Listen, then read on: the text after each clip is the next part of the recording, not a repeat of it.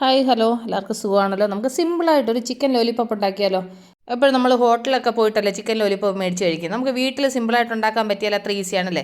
അപ്പോൾ നമുക്ക് അധികം സാധനങ്ങളൊന്നും വേണ്ട, സിമ്പിളായിട്ട് ഉണ്ടാക്കാൻ പറ്റും. അപ്പോൾ നമുക്ക് സമയം കളയേണ്ട. ഇതിന് വേണ്ടുന്ന സാധനങ്ങൾ എന്തൊക്കെയാണെന്ന് നോക്കാം. അതിനുവേണ്ടി ഞാനൊരു പാത്രം എടുത്ത് ഇതിലേക്ക് ഒരു 1/2 ടീസ്പൂൺ മഞ്ഞൾപ്പൊടി, 1 ടീസ്പൂൺ കുരുമുളക് പൊടി, എന്നിട്ട് അതിലേക്ക് 2 ടീസ്പൂൺ മുളക് പൊടി, അത് കഴിഞ്ഞിട്ട് 1/2 ടീസ്പൂൺ മല്ലിപ്പൊടി, ആവശ്യത്തിന് ഉപ്പ്, അതിൻ്റെ കൂടെ തന്നെ ഞാൻ 1 ടീസ്പൂണ് ഇഞ്ചി വെളുത്തുള്ളി പേസ്റ്റ്, അത് കഴിഞ്ഞിട്ടാണെങ്കിൽ ഒരു 2 table spoon cornflour, 1 table spoon കടലമാവ്, ഇത് ഇത്രയും കൂടി ഇട്ടിട്ട് നന്നായിട്ടൊന്ന് മിക്സ് ചെയ്യുക. നന്നായിട്ട് മിക്സ് ചെയ്തതിന് ശേഷം ഇതിലേക്ക് നമുക്ക് കുറച്ച് സോസസ് ഒഴിച്ചു കൊടുക്കണം. ഇതിലേക്ക് ഞാൻ 1 table spoon soya sauce, 1 table spoon tomato sauce, ഇത് ഇത്രയും കൂടെ ഒഴിച്ചു. എന്നിട്ട് അതിൻ്റെ കൂടെ ഒരു അരമുറി നാരങ്ങ നീരൂടെ ഒഴിക്കുന്നുണ്ട്. എന്നിട്ട് ഇത് നമുക്ക് കൈകൊണ്ട് നന്നായിട്ടൊന്ന് മിക്സ് ചെയ്ത് ഒരു പേസ്റ്റ് രൂപത്തിലൊന്ന് മിക്സ് ചെയ്തെടുക്കണം.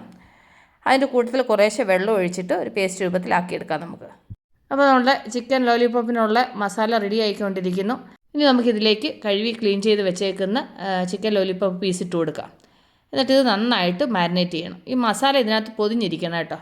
അതുപോലെ നന്നായിട്ട് മിക്സ് ചെയ്യണം. അപ്പോൾ ഞാൻ ഒരു 1/2 കിലോ ചിക്കൻ ലോലിപോപ്പാണ് എടുത്തത്. അപ്പോൾ അത് നന്നായിട്ട് മസാലയിൽ മാരിനേറ്റ് ചെയ്യുന്നുണ്ട്. ഇത് മാരിനേറ്റ് ചെയ്തതിന് ശേഷം ഒരു 1/2 മണിക്കൂർ നന്നായിട്ട് മസാല പിടിക്കാൻ വിടണം കേട്ടോ.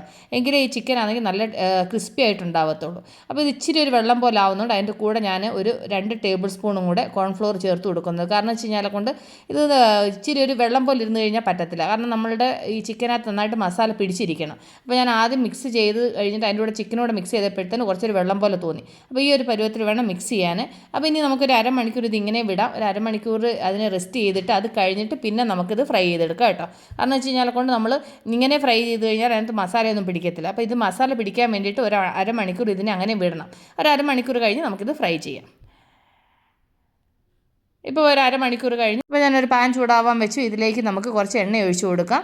ഞാൻ എപ്പോഴും ഒരുപാട് ഡീപ്പ് ഫ്രൈ അല്ല ഞാൻ ചെയ്യാറ്. കാരണം വെച്ചാൽ ഷാലോ ഫ്രൈ ആണ് ചെയ്യുന്നത്. കാരണം വെച്ചാൽ ഡീപ്പ് ഫ്രൈ ചെയ്യുമ്പം നമുക്ക് ഒരുപാട് എണ്ണ എടുത്ത് കഴിയുമ്പം പിന്നെ ആ എണ്ണ വേസ്റ്റ് ചെയ്യേണ്ടി വരും. അതുകൊണ്ടാണെങ്കിൽ ഞാൻ ഇതേപോലെ ഷാലോ ഫ്രൈ ആണ് ചെയ്യുന്നത് കേട്ടോ. അപ്പം തിരിച്ച് മറിച്ച് ഇട്ടിട്ട് ഫ്രൈ ചെയ്തെടുത്താൽ മതിയല്ലോ. അപ്പോൾ ഞാൻ എടുത്ത ചിക്കൻ 3-4 പീസ് തിളച്ച എണ്ണയിലൊക്കെ ഇട്ട് കൊടുത്ത് എന്നിട്ട് അത് കുറച്ച് നേരം അടച്ച് വെച്ചായിരുന്നു. എന്നിട്ട് അത് ഒരു 5 മിനിറ്റ് കഴിഞ്ഞിട്ട് നമുക്കതൊന്ന് തിരിച്ചിട്ട് കൊടുക്കാം. ഇനി ആ സൈഡും കൂടെ നന്നായിട്ട് ഫ്രൈ ചെയ്യണം. അപ്പോൾ നമ്മൾ ഇടുന്ന സമയത്ത് ഇങ്ങനെ ഒട്ടി പിടിക്കാതെ ഒന്ന് സെപ്പറേറ്റ് ചെയ്തിട്ട് ഇട്ട് കൊടുക്കണം കേട്ടോ.